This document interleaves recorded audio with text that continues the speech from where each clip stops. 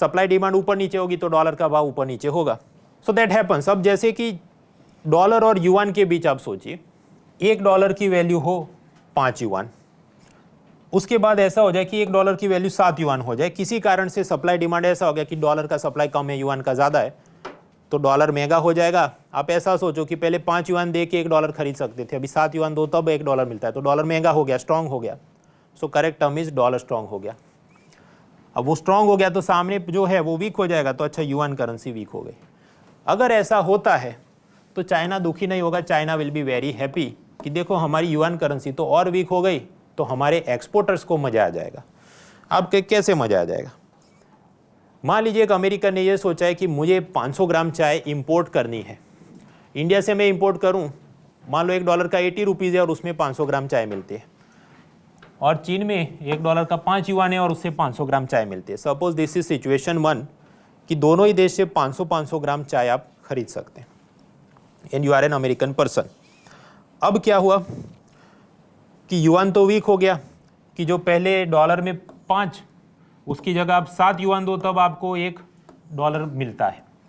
तो अमेरिकन तो खुश हो जाएगा ना कि मैंने $1 दिया, 5 की जगह मुझे 7 युआन मिल गए। तो वो सोचेगा अच्छा इसका मतलब कि 500 ग्राम की जगह अब तो मैं 700 ग्राम चाय चाइना से इंपोर्ट कर सकता हूँ, क्योंकि युआन वीक हो गया है। तो अमेरिकन इंपोर्टर के रूप में आई विल बी हैप्पी। तो भारत से अब वो चाय नहीं खरीदेगा, वो सारे कस्टमर चाइना में शिफ्ट हो जाएंगे। इस कारण से Chinese exporters will be happy जब भी युआन वीक होता है। लेकिन यहाँ पर एक अजम्पशन है, अजम्पशन ये कि महंगाई नहीं बढ़नी चाहिए। अगर चाइना में महंगाई बढ़ गई और $1 या 7 युआन के अंदर से 400 ग्राम चाय आ रही है, then the American importers will not be happy, they will not come. तो कुल मिला के समझना यह कि किसी भी देश की करेंसी का वीक होना थियोरेटिकली उसके एक्सपोर्टर्स के लिए अच्छी बात है।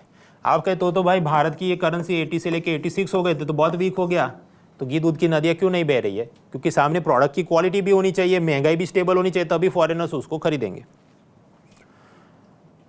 अब नॉर्मली इकोनॉमी में एक्सचेंज रेट अपने हिसाब से चलते रहता है, चीन उसको मैनिपुलेट कैसे करता है? एक तरफ डॉलर एक तरफ युआन है, दोनों का रेशियो 5 भी हो सकता है, 7 भी हो सकता है, 25 भी हो सकता है, 15 भी हो सकता है।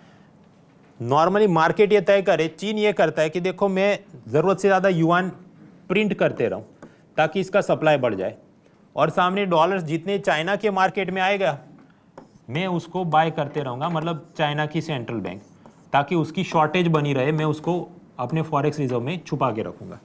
तो दोनों साइड से वो मैनिपुलेट करेगा, तो स्वाभाविक है डॉलर की सप्लाई कम दिखेगी, युआन की ज़्यादा, तो युआन 5 की जगह 7 का हो जाए। तो ये युआन वीक तो हुआ, लेकिन इसको वीक बनाया गया है, अंडर वैल्यू रखा गया है। तो चाइना पर यह आरोप लगता है कि आप जानबूझ के युआन को अंडर वैल्यू रखते हैं। ट्रंप इससे नाराज़ है, ट्रंप इस सब चीज़ को फिक्स करना चाहता है। तो कुछ कुछ बार ये चीज़ें समाचार में आती हैं।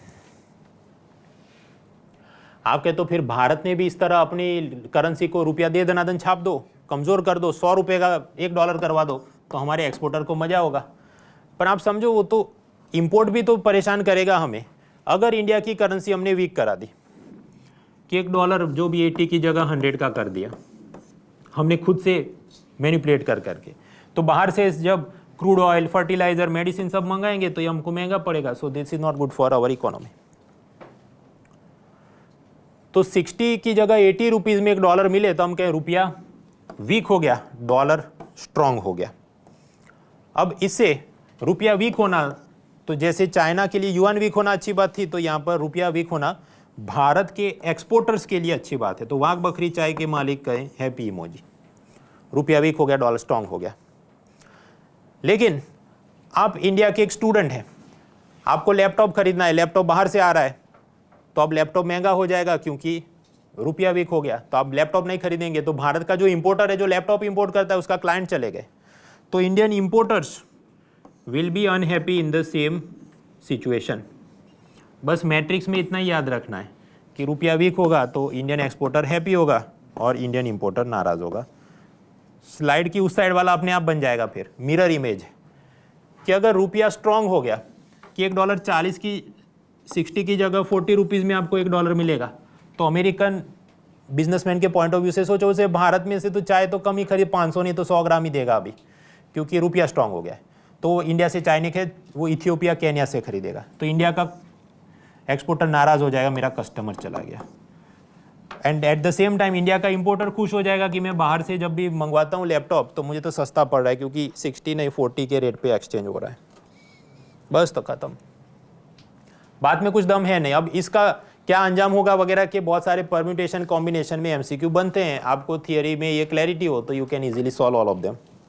इसमें स्वाभाविक है आरबीआई कुछ कर सकती है, सरकार कुछ कर सकती है, सब्सिडी दे दिया एक्सपोर्टर को, आरबीआई ने कुछ डॉलर एक्सचेंज रेट को ये करवा दिया, उसके एमसीक्यू बनते हैं।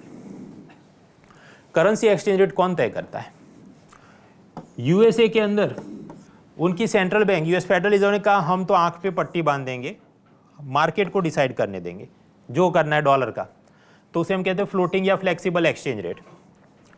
उसके मुकाबले मान लो नॉर्थ कोरिया जैसी कोई व्यवस्था, वो कहे नहीं हम हमारी सेंट्रल बैंक खुद से ही सब तय करेगी कि लोकल करेंसी का डॉलर के साथ क्या एक्सचेंज रेट होना चाहिए, तो उसे हम कहें फिक्स्ड या पैक्ड एक्सचेंज रेट।